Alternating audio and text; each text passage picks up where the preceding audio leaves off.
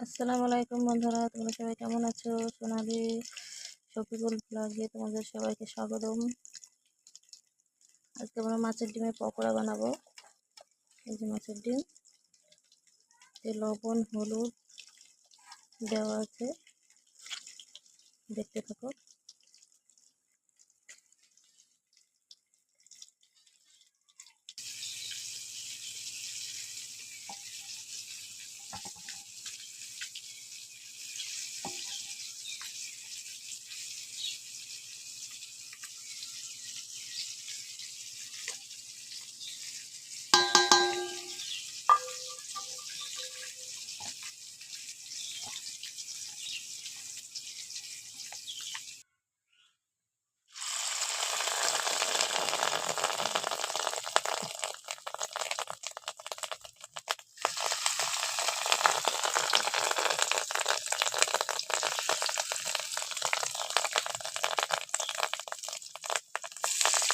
তাই পড়বে ও আগে যা, এই কি করবো?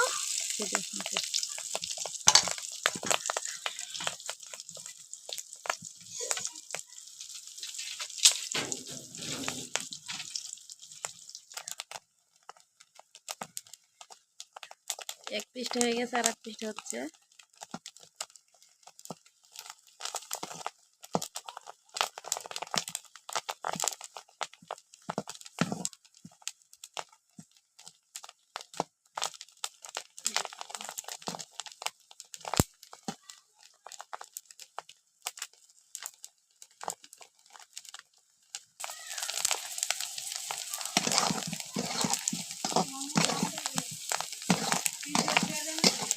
যাবো,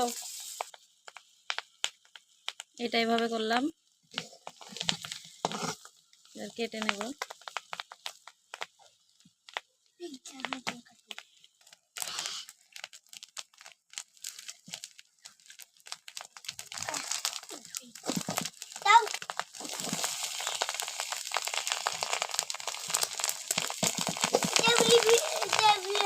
রান্না করার সময় রাখতে হবে।